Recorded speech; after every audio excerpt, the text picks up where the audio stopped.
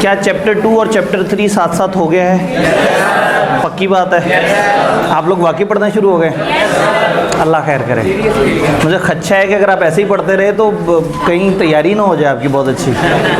ठीक है, हम किसी दिन बहुत ज़्यादा तो नहीं पढ़ रहे, तो फिर आज थोड़ा ज़्यादा पढ़ते हैं। खैर, कहने को 2 चैप्टर हैं, लेकिन बेचारे बड़े छोटे छोटे से मासूम से चैप्टर्स हैं।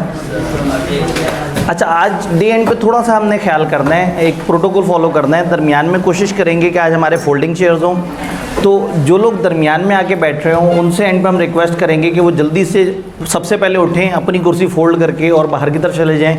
उससे ये गैलरी हो जाएगी थोड़ी खुली, वरना बड़ी बारीक सी गैलरी होती है और फिर प्रॉब्लम होती है। फिर नज़्म ज़ब्त का मुज़ाहरा आप लोगों ने करना है एक अच्छी कौम की तरह। तो जब ये फोल्डिंग वाले स्टूडेंट्स बाहर निकल जाएं तो फिर ख़वातीन सबसे पहले बाहर जाएं और उसके बाद फिर आप लोग हजूम की फॉर्म में निकल जाएं। तो आई होप कि आप लोग जो है वो इस चीज़ को कंसिडर करेंगे कि एक अच्छी कौम का मुज़ाहरा करें। ठीक है जी, तो हम इंशाल्लाह ताला कोशिश करेंगे। आज मैंने पहले से उन्हें कहा था कि सेंटर में कोशिश करें कि फोल्डिंग आएँ, बड़ी चेयर्स ना आएँ, ताकि इसको मूव करना आसान हो जाए। तो वो होता ही है कि वो ज़्यादा बच्चों के बैठने के चक्कर में वो दरमियान वाली जो स्पेस है उसको यूटिलाइज़ कर लेते हैं और फिर बाद में जो है ना वो काफ़ी दिक्कत होती है। और ऐसे में इंतज़ामिया से भी मैं यही कहूँगा कि जो बाहर से उस वक्त बच्चे आ रहे होते हैं उनको अगर उस वक्त थोड़ी सी देर के लिए उनसे कहें सिर्फ 2 मिनट के लिए रुक जाएँ तो मैक्सिमम बच्चे इजीली निकल जाएँ। वो उस वक्त स्टूडेंट्स आ भी रहे होते हैं, जा भी रहे होते हैं, तो थोड़ा सा मुश्किल हो जाती है। मैं अपने तौर पे भी मार्जिन रखूं कि लेक्चर का जो क्लोजिंग टाइम है उससे कोई 2-3 मिनट पहले जो है उसको क्लोज़ कर लिया जाए, ताकि हमारे लिए आना जाना आसान हो, क्योंकि इससे पीछे वाली क्लास भी बिल्कुल एच टू एच चल रही होती है और इससे आगे फास्ट ट्रैक है। फास्ट ट्रैक वाला बैच भी ज़रा तेज़ चल रहा होता है, तो हमारे पास मार्जिन थोड़ा सा दरमियान में थोड़ा सा ही है। इस बैच को पहले मैं शाम में प्लान कर रहा था कि ज़रा ज़्यादा कन्वीनियंट हो जाएगा, लेकिन फिर स्टूडेंट्स के लिए काफ़ी दूर हो रहा था, वो फिर शाम 6 बजे के आसपास बन रहा था, तो इसलिए फिर मजबूरन इस टाइम पे किया। अब इस टाइम पे करने का ये एक प्रॉब्लम है कि इस टाइम पे ज़रा ज़्यादा लोग अवेलेबल होते हैं, तो उसमें थोड़ी सी स्पेस की प्रॉब्लम है। लेकिन आई होप कि आप लोगों ने आहिस्ता आहिस्ता जो है वो अपने आप को एडजस्ट कर लिया, सिवाय उस गर्मी के जो कभी कभी थोड़ी थोड़ी सी लगती है। अब तो मौसम भी बड़ा अच्छा हो गया। ठीक है, असल में ना इस कमरे की एक इंसानी कैपेसिटी है, अब उससे जब ऊपर लोड डालेंगे तो वो बेचारा जो है ना वो पर यूनिट थोड़ा सा वो भी परेशान होगा। लेकिन चूंकि ये कोई 5-6 घंटे की क्लास नहीं है, 1-1.25 घंटे की क्लास है। ये क्या हुआ? ये 16, ये 25 हुआ है। हो सकता है ये शो कर रहा हो कि बाहर टेम्परेचर इस वक्त 25 है, तो इसको देखें, अगर ये AC को कम कर दें, ये इस पर 25 लिखा हुआ आ रहा है। बच्चों का कंसर्न सही है बेचारों का। ऐसी बात आप हाईलाइट कर दिया करो और आप इंतज़ामिया को भी बताएंगे तो अच्छे लोग हैं, वो सेट कर देते हैं। ऑन द गो क्या होता है, लाइट जाती है आती है तो कुछ चीज़ें ऑटो पे सेट होती हैं, और फिर इंतज़ामिया में बताती है समटाइम के स्टूडेंट जो है ना क्लास के समटाइम निकलते हुए या किसी टाइम पे जब टीचर मौजूद नहीं होता तो खुद ही से ही अपने अपने मोबाइल से कुछ ना कुछ चीज़ें करके और अपनी तरफ से इसको वैरायटी लगाते हैं। अब मोबाइल पे वो जो है एंड्रॉयड की ऐप से जो है वो जो भी रिमोट डाउनलोड करते हैं वो होता है सादा AC का। जब इन्वर्टर पे उसकी सेटिंग करते हैं तो कई दफ़ा उसका हीटिंग मोड ऑन हो जाता है, तो वो AC जो है ना वो ठंड के बजाय गर्मी देना शुरू कर देता है। तो इसमें आप इंतज़ामिया को बता दिया कि ना अच्छे लोग हैं, ये उसको सेट कर देते हैं। ठीक है, वो नहीं मानते, अच्छा वो पैसे मांगते हैं। ठीक है जी, 2 चैप्टर हमारा आज का टारगेट है, एक चैप्टर 8 और एक चैप्टर 5। चैप्टर 2, 3, 4 और 5 ये पहला वाला जोन है। अब पहले जोन में एक छोटा चैप्टर रह गया और एक बड़ा चैप्टर रह गया। आपको याद होगा बड़े चैप्टर हम लोगों ने नेक्स्ट वीक के ऊपर डाले हुए हैं, जो अहम चैप्टर है। तो चैप्टर 4 नेक्स्ट वीक में जाता है, तो इस चैप्टर में इस दिन हम फिर चैप्टर 5 करते हैं और आगे से चैप्टर 8 करते हैं।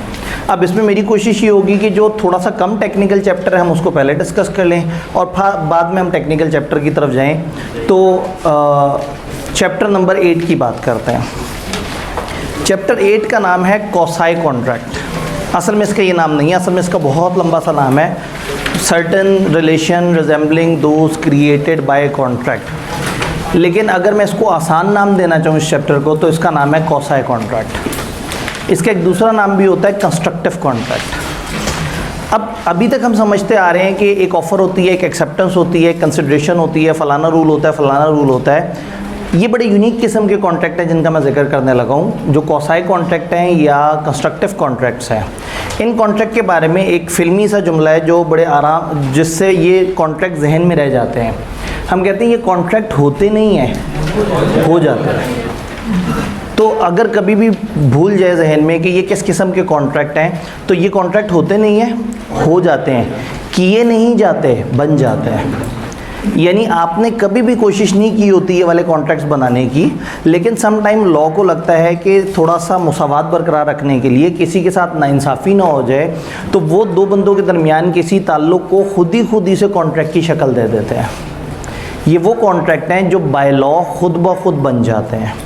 यानी अगर किसी एक बंदे ने दूसरे के साथ अच्छा किया और दूसरे ने इन रिटर्न उसके साथ अच्छा नहीं किया, तो सम टाइम लॉ उस मज़लूम की हिमायत के लिए पहुंच जाता है और कहता है कि यहाँ इन दोनों के दरमियान जो मामला है ये कॉन्ट्रैक्ट होना चाहिए। इस चीज़ को समझाने के लिए टिपिकल एग्जांपल जो मैं रेगुलर क्लास में देता हूँ, जिससे बात इजीली समझ आ जाती है, कि अगर एक शख्स को किसी का गुम हुआ बटवा मिला और उसने देखा तो उसके अंदर जो है फॉर एग्जांपल कुछ हज़ार रुपये पड़े हुए थे, 8-10 हज़ार रुपये पड़े हुए थे, और पता उसे लगा कि वो शख्स उस शहर में नहीं रहता, वो दूसरे शहर में रहता है, उसके आईडी कार्ड पे एड्रेस कहीं और का आ रहा था। इसने पहले कोशिश की कि यहाँ लोगों से पूछे कि वो बंदा अगर आया है, तो 4-5 दिन तक पता लगा बंदा ढूंढने नहीं आया, तो समझ यही आ गई कि एक बंदे का बटवा इस शहर में गुम हो गया होगा और वो बेचारा दूसरे शहर चला गया वापस। इसने क्या किया, बहुत ही अच्छाई में बटवा उठाया और दूसरे शहर की तरफ चल पड़ा। यानी कि पहले वो अपने घर से रिक्शा करा के 200 रुपये का डेवो के स्टैंड पे पहुंचा। डेवो पे उसने जनाब 1800 रुपये की बस करवाई और वो पहुंच गया इस्लामाबाद। वहाँ जाके उस बंदे के घर तक पहुंचा। जब वो शख्स बाहर आया तो इसने उसे कहा, जी आपका बटवा? तो उसने कहा, हाँ मेरा बटवा गुम हुआ था लाहौर में। तो इसने कहा, ज़रा 2-3 निशानियाँ बताएं। उस शख्स ने निशानियाँ बताई। इसने बहुत ही अच्छाई के साथ जो है ना उसको बटवा उसके हवाले किया। तो सामने वाले शख्स ने कहा कि ये आप कहाँ से हैं? उसने कहा, जी मैं लाहौर में होता हूँ, मुझे आपका बटवा पड़ा हुआ मिला था, तो मैं ऑल द वे जो है वो 2000 रुपये खर्च करके आपके पास आई हूँ ताकि मैं आपको बटवा दे सकूँ, ताकि आपको दिक्कत ना हो। तो जिसका बटवा गुम हुआ था उसने बहुत ही खुशी के साथ उसके साथ जो है वो मुसाफा किया, हाथ मिलाया और कहा, आप जैसे नेक लोगों की वजह से दुनिया चल रही है, और घर के अंदर चला गया। तो इस शख्स को थोड़ी सी परेशानी हुई। इसने दरवाज़ा खटखटाया कि भाई वो आप शायद कुछ भूल रहे हैं। तो उसने कहा, हाँ। वो बाहर आया और इसको ज़ोर से गले लगाया, जफ्फी डाली और कहा, शाबाश, आप जैसे नेक लोग जो है ना वो दुनिया में अब एग्जिस्ट ही नहीं करते। अभी भी इसको लग रहा है कि कुछ मिसिंग है, लग रहा है ना कुछ कोई अहम चीज़ मिसिंग है। फिर से इसने नॉक किया। इसने कहा, जी वो आपको नहीं लगता कि कुछ कम है, मतलब इस मामले में कुछ और भी होना चाहिए? तो अच्छा ठीक है। उसने उसके माथे पे बोसा दे दिया। उसने कहा, शायद इस बंदे को बहुत हाई लेवल की अप्रिसिएशन चाहिए, तो ये हाथ मिलाने से, गले लगने से जो है ना वो नहीं हुआ, और दरवाज़ा बंद करके चला गया। अब बंदे को तब चढ़े, भाई 2000 रुपये का खर्चा करके एक बंदे का बटवा देने आए हैं, उसमें 8-10 हज़ार रुपये पड़े हुए हैं, आपने इतना खर्चा किया उसकी अच्छाई के लिए, आखिरी दफ़ा कटका किया और 3 फुट पीछे हो गया। तो देखा, इससे पहले कि वो बंदा लेवल 4 को अचीव करे उसको समझ नहीं आ रही, उसे बताना ज़रूरी है कि भाईजान इस वक्त मुझे ये बोसा नहीं चाहिए, मुझे सलाम दुआ नहीं चाहिए, मुझे पैसे चाहिए। क्यों चाहिए ऐसे पैसे? इसने खर्चा किया है। क्या इसने कभी ऑफ़र दी थी उस बंदे को? क्या उसने कभी एक्सेप्ट किया था? क्या इनके दरमियान कभी कोई कंसिडरेशन थी? क्या कोई गवाह मौजूद थे? कुछ लिखा गया था? कॉन्ट्रैक्ट एक्ट की कोई शर्त पूरी नहीं हो रही। लेकिन लॉ ये कहता है कि चूंकि यहाँ एक बंदे ने दूसरे के साथ अच्छा किया है, तो मुसावात कायम करने के लिए ऐसा ना हो कि एक अच्छे बंदे के साथ बुरा हो जाए, तो लॉ कहेगा इन दोनों के दरमियान खुद ही से एक कॉन्ट्रैक्ट बन गया है, और उस कॉन्ट्रैक्ट के तहत ये शख्स लीगल हक रखता है कि ये दूसरे बंदे से अपने पैसे रिकवर कर सके। क्लियर? तो बेसिकली कौसाई कॉन्ट्रैक्ट ऐसे सिचुएशंस होती हैं जिन सिचुएशन में लॉ खुद ही से कॉन्ट्रैक्ट क्रिएट कर देता है दो बंदों के दरमियान, और फिर दो बंदों के उस मामले को जिसमें कहीं पे भी कोई एसेंशियल्स पूरे नहीं थे, कॉन्ट्रैक्ट का नाम दे देता है। तो एक चीज़ ध्यान में रखनी है, जब भी इसका सवाल आए तो आपने एसेंशियल्स ढूंढने की कोशिश नहीं करनी, वो नहीं मिलेंगे, क्योंकि ये कॉन्ट्रैक्ट है ही ना, ये कॉन्ट्रैक्ट कभी बना है। लेकिन दोनों के दरमियान मामला ऐसा है कि लॉ किसी एक बंदे को नाइंसाफ़ी से बचाने के लिए, यानी लॉ इस शख्स को पावर दे देगा कि तुम उस बंदे से अपने खर्चे के आने जाने के पैसे रिकवर कर सकते हो, और वो रिकवर ना हो तो आप अदालत भी जा सकते हैं। हालांकि इनके दरमियान कॉन्ट्रैक्ट क्रिएट नहीं हुआ था, तो हमने कहा था कि ये कॉन्ट्रैक्ट होते नहीं हैं, हो जाते, ये बनाए नहीं जाते, खुद ब खुद बन जाता है। किताब से पूछते हैं, वो कहते हैं कॉसाई कॉन्ट्रैक्ट एक ऑब्लिगेशन है इम्पोज बाय लॉ, एक ऐसी जिम्मेदारी है जो लॉ ने आपके ऊपर इम्पोज कर दी है। लॉ ने कह दिया है कि भाई अब आपके ऊपर एक जिम्मेदारी है। In absence of any agreement between parties, parties के दरमियान कोई एग्रीमेंट नहीं है। अगर उस एग्रीमेंट को हम साइड पे करके देखें तो चूंकि एग्रीमेंट नहीं है तो लॉ ने खुद ही से एक इम्पोज कर दी obligation. Quasi contract is not an actual contract, ये असल कॉन्ट्रैक्ट नहीं है, but is a legal substitute. Substitute किसे कहते हैं? किसी भी चीज़ का कोई अल्टरनेट। तो ये एक लीगल अल्टरनेट है फॉर्म्ड, जो बनाया गया क्यों? Impose equity between two parties, दोनों पार्टीज़ के दरमियान मुसावात बरकरार रखने के लिए, बराबरी बरकरार रखने के लिए, किसी एक के साथ जुल्म ना हो जाए, तो इन्होंने ये मामला किया है। इसको कंस्ट्रक्टिव कॉन्ट्रैक्ट्स भी कहते हैं। तीन अटेम्प्ट्स पहले इसका एक पेपर में सवाल आया। सवाल में उन्होंने पूछा बताओ कंस्ट्रक्टिव कॉन्ट्रैक्ट्स क्या होते हैं और उसकी चंद एग्जांपल्स दें। बच्चों को चैप्टर पूरा आता था लेकिन कॉसाई कॉन्ट्रैक्ट का दूसरा नाम अक्सर को याद नहीं आ रहा था। तो सम टाइम किताब में अगर एक चीज़ के एक से ज़्यादा नाम दिए हुए हैं तो दोनों नामों को जहन में रखने की कोशिश किया करें। तो इनको कॉसाई कॉन्ट्रैक्ट भी कहते हैं और कंस्ट्रक्टिव कॉन्ट्रैक्ट भी कहते हैं। तो एक ऐसा कॉन्ट्रैक्ट जो बनाया नहीं गया लेकिन खुद ब खुद बन गया। अब ऐसा कब कब होता है? बहुत ही छोटा सा चैप्टर है हमारी किताब का, आई कैन से कि तकरीबन सबसे छोटा चैप्टर है। इसमें कंस्ट्रक्टिव कॉन्ट्रैक्ट का जिक्र है और उसके बाद 5 एग्जांपल्स दिए हैं और उसके बाद ये चैप्टर ख़त्म हो जाता है। 5 ऐसी सिचुएशंस जहां लॉ ये कहता है कि पार्टीज़ के दरमियान खुद ही से जो है वो कॉन्ट्रैक्ट क्रिएट हो जाएगा। 5 एग्जांपल्स में स्टेप बाय स्टेप चलें तो पहली एग्जांपल है, अब एग्जांपल्स जिस मर्जी तरतीब से आप पेपर में लिखना चाहें। पहली एग्जांपल है supply of necessities to a person, या supply of necessaries to a person incapable to enter into contract. Consider कि एक माइनर है जो अपनी ज़रूरियात ज़िंदगी के बहुत सारे कामों के लिए पाबंद है कुछ और लोगों का। उसने खाना खाना है, उसने रहना है, उसको शेल्टर चाहिए, उसको कपड़े चाहिए, और वो एक छोटा बच्चा है। और छोटे बच्चे को हमने कहा कि कॉन्ट्रैक्ट नहीं कर सकता, और ऊपर से इससे जो भी कॉन्ट्रैक्ट करे वो डरता है क्योंकि कल को जो भी नुकसान होगा, ये तो माइनर है, और अदालत कहते जी आपने एक अजीब सा एग्रीमेंट क्यों किया, ये तो वॉइड है। तो यहाँ लॉ ने एक हक दिया है एक ऐसे शख्स को जिसने एक माइनर को ज़रूरियात ज़िंदगी सप्लाई की, एक माइनर को सप्लाई कर दी, या एक अनसाउंड माइंड को सप्लाई कर दी, या एक अनसाउंड माइंड के किसी डिपेंडेंट को सप्लाई कर दी। तो एक शख्स जो माइनर है, एक शख्स जिसका जहनी तवाज़ुन ठीक नहीं है, कोई शख्स जो इनके ऊपर डिपेंड कर रहा है, अगर किसी शख्स ने इनको खुराक प्रोवाइड की, इनको रिहाइश प्रोवाइड की, इनको ज़रूरियात ज़िंदगी दी, तो जिसने वो ख़र्चा किया इनको ज़रूरियात ज़िंदगी देने का, उसका ये हक़ है कि वो इनसे उतने पैसे रिकवर कर सकता है। अब हम कहेंगे भाई ये तो माइनर और अनसाउंड है, इनके साथ तो आपका कोई लीगल रिलेशन नहीं बन सकता। तो लॉ कहता है कि आप फिर इनकी प्रॉपर्टी में से, यानी इनके एसेट्स में से उतनी अमाउंट लेने का हक़ रखते हैं। वो अदालत जाके इनके एसेट्स में से उतनी अमाउंट रिकवर कर सकता है जितना उसने इनको ज़रूरियात ज़िंदगी के लिए दी। इम्पॉर्टेंट बात यह है कि ज़रूरियात ज़िंदगी के लिए होना चाहिए, याशियों के लिए नहीं होना चाहिए। कि हम कहेंगे जी एक शख्स ने माइनर को जो है वो BMW गाड़ी दिलवा दी और अब वो जाके कह रहा है कि जी मुझे पैसे दिलवाए जाएं, तो ऐसा नहीं होगा। नेसेसिटीज़ ऑफ लाइफ होंगी। हाँ, उस बंदे के लाइफस्टाइल को ज़रूर देखा जाएगा। यहाँ लॉ ये कहता है कि अगर एक शख्स को आपने नेसेसरीज प्रोवाइड की उसके लाइफस्टाइल के मुताबिक, एक बहुत ही अमीर आदमी है और आपने उसको गंदा सा आटा प्रोवाइड कर दिया, उसके पास करोड़ों के अरबों के एसेट्स हैं लेकिन वो छोटा बच्चा है, और आपने ज़बरदस्ती उसको जो है ना वो गवर्नमेंट के आटे में कोई गंदा सा आटा मिक्स कर के और आपने उसे खिलाया। वो बेचारा ज़बरदस्ती खाता भी रहा और एंड पे आपने कहा पैसे, तो जाहिर है वो फिर कहेगा कि भाई ये इस तरह से तो नहीं होता।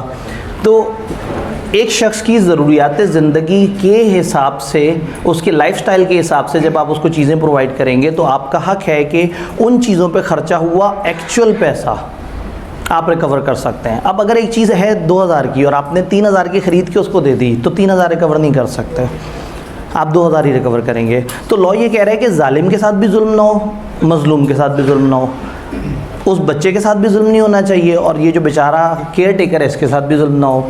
तो रूल ये है कि अगर आप सप्लाई ऑफ नेसेसरीज सप्लाई करते हैं, person incapable to enter into contract, वो शख्स जो इनकैपेबल है, कॉन्ट्रैक्ट नहीं कर सकता। हमारे पास टिपिकल एग्जांपल इसकी बनती है माइनर और अनसाउंड। या उनका डिपेंडेंट, फॉर एग्जांपल अनसाउंड का कोई बच्चा है तो अनसाउंड को या उसके बच्चे को is supplied by another person, उसको सप्लाई करता है कोई और शख्स। क्या सप्लाई करता है? Necessary suited to his condition in life, उसको वो नेसेसरी सप्लाई करता है जो उसकी लाइफ कंडीशन के हिसाब से सूट करते हैं। The person supplying such necessaries entitled to be reimburse, उस बंदे का हक है कि उसको रीइंबर्समेंट मिले। रीइंबर्स का मतलब होता है आपका खर्च किया हुआ पैसा आपको वापस मिलता है, तो उसको हम कहते हैं रीइंबर्स। इसको रीइंबर्समेंट मिले price from the property of such incompetent person, उस इनकम्पिटेंट पर्सन के एसेट से इसको रिकवरी मिले। तो अगर एक शख्स ने किसी को नेसेसरी सप्लाई की है उसकी ज़िंदगी के मुताबिक, तो उसका हक है कि जिसको उसने नेसेसरी सप्लाई की है उसके एसेट्स में से उतनी अमाउंट रिकवर कर सकता है। बस इम्पॉर्टेंट ये है कि नेसेसरी सप्लाई की हो और दूसरा उसकी लाइफस्टाइल के मुताबिक की हो। एक और बात जो यहाँ नहीं लिखी वो ये है कि जितना खर्चा किया उतना मिलेगा, अगर खामखा महंगी चीज़ ली है वो नहीं मिलेगा। 5 एग्जाम्पल में से एक एग्जाम्पल ये है, चूँकि चैप्टर छोटा सा है तो इसमें एक दफ़ा इसकी सारी एग्जाम्पल ख़त्म करके फिर मैं आप लोगों से पूछ लूँगा अगर आपके कोई 2-3 सवाल हुए, लेकिन इसी डायमेंशन में रहते हुए। ठीक है जी। अब इस वर्ड रीइंबर्स को पकड़ के इसके ऊपर इतनी लंबी चौड़ी डिबेट हो सकती है, लेकिन कोशिश हमने करनी है कि हम थोड़ा सा स्पेसिफिक रहें अपने सवालों में। सप्लाई ऑफ नेसेसरी समझ आई। देन कुछ और एग्जांपल्स हैं, थोड़ी सी तरतीब हम आगे पीछे कर लेते हैं। पेमेंट बाय मिस्टेक और अंडर कोर्शन। होता क्या है, एक शख्स कई दफ़ा गलती से किसी दूसरे बंदे को पेमेंट कर देता है।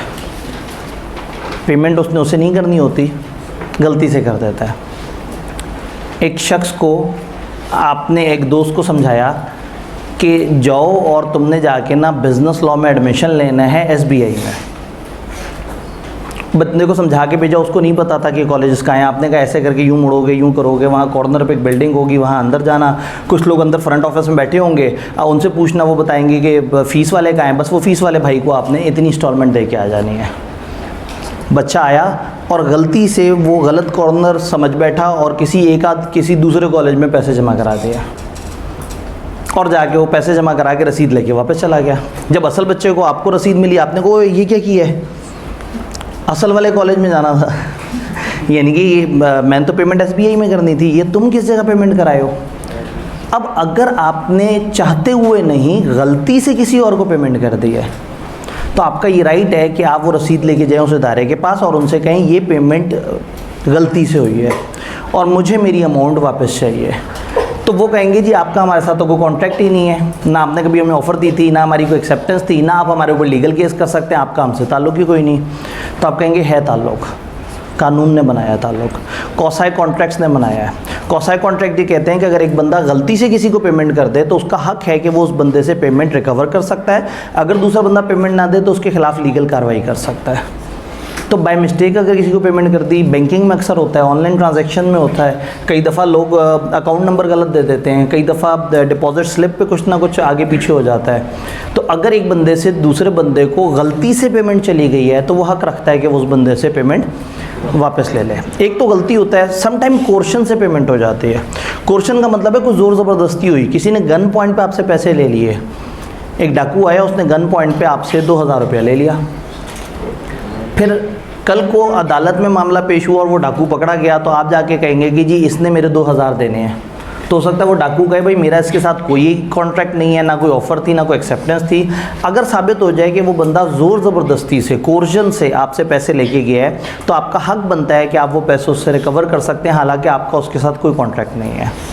तो अगर कोई भी पेमेंट बाय मिस्टेक हो या अंडर कोर्शन हो, a person to whom money has been paid और एनीथिंग डिलीवर्ड बाय मिस्टेक और अंडर कोर्शन मस्ट रीपे और रिटर्न इट। जिसको गलती से पैसे चले गए हैं, जिसको कोर्शन से पैसे चले गए हैं, उसकी जिम्मेदारी है कि वो क्या करे, वो उन पैसों को वापस करे। तो ये सेकंड एग्जांपल है। इसमें अगर हम तीसरी एग्जांपल की बात करें तो यहाँ हम कहते हैं फाइंडर ऑफ गुड्स की। जो मैंने आपको सिचुएशन बताई थी, मैंने जो आपको अरेंजमेंट बताया था वो भी एक कौसाई कॉन्ट्रैक्ट है, लेकिन हमारी किताब ने हमें सिर्फ 5 एग्जांपल्स बताई। तो तीसरी एग्जांपल है फाइंडर ऑफ गुड्स की, और आगे तक की जिम्मेदारी नहीं है, शुरू की जिम्मेदारी है। अगर एक शख्स को दूसरे की चीज़ें गुम हुई पड़ी हुई मिलती हैं और वो उन्हें उठा लेता है, तो ऑटोमेटिकली जिस शख्स ने उठाया है वो उस शख्स का जिसकी चीज़ें गुम हुई हैं बेली बन जाता है। अब यहाँ पे जो पंजाबी इससे शगफ रखते हैं वो बड़े जज्बाती हो जाते हैं कि अच्छा बेली बन जाता है, दोस्त बन जाता है। तो ये बेली दोस्त वाला बेली नहीं है, बेलमेंट से निकला वर्ड बेली है। बेलमेंट कहते हैं अमानत को, बेलर कहते हैं जो अमानत देता है, और बेली कहते हैं जो अमानत रखता है। अगर एक शख्स को दूसरे की कोई गुम हुई हुई चीज़ मिली है और उसने उसको अपनी कस्टडी में ले लिया है, तो हम ये कहेंगे कि ये शख्स बेली बन गया है, ये अमानतदार बन गया है, ये इस अमानत का ख्याल रखेगा। अब इसकी ज़िम्मेदारी है, हालांकि इसका उस बंदे से कोई अरेंजमेंट नहीं है, बट इसकी ज़िम्मेदारी है कि नंबर 1 इन चीज़ों की एहतियात करे, नंबर 2 गलत हाथों में ना जाने दे, नंबर 3 असल ओनर को ढूंढने की पूरी कोशिश करे। अगर ये चीज़ अपने पास रख लेता है और असल ओनर को नहीं ढूंढता तो समझा जाएगा कि ये रॉन्गफुल टाइटल रखता है, इसकी ओनरशिप गलत है। लगेगा कि ये टाइटल कन्वर्ट कर रहा है, लगेगा कि ये ओनरशिप अपने नाम पे कर रहा है। आसान अल्फाज में ये माना जाएगा कि इसने चोरी की है। तो अगर एक शख्स को दूसरे की चीज़ मिलती है तो उसकी ज़िम्मेदारी है कि वो ढूंढने की कोशिश करे, उसकी अपने चीज़ों की तरह हिफाजत करे, और जब वो ओनर मिल जाए तो उसको वो चीज़ एहतियात से दे दे। उसके बाद उस बंदे की ज़िम्मेदारी है कि जो उसका ख़र्चा वगैरह वो इसको दे दे। लेकिन यहाँ 2 एक्सेप्शन हैं। हम ये कहते हैं कि फॉर एग्ज़ाम्पल ये बटवे वाला सिनेरियो, बटवे में पड़ा होता 1000 रुपया और आने जाने पे लग जाता 4000 रुपया, और बटवे में कोई और ऐसी काम की चीज़ ना होती, आईडी कार्ड या इस तरह से सिर्फ एड्रेस लिखा हुआ होता, तो जिसका बटवा गुम हुआ उसका बड़े से बड़ा नुकसान हुआ है। 1000 रुपये जो अंदर रखे हुए थे और बटवे की कीमत 500, 700, 800 होगी। लेकिन ये भाई साहब अगर बटवा लेके बहुत ही खुलूस के साथ पहुंच गए तो इनका क्लेम होगा 4000 और एक इनका क्लेम नहीं होगा जो इनको वैसे ही मिल जाएगा।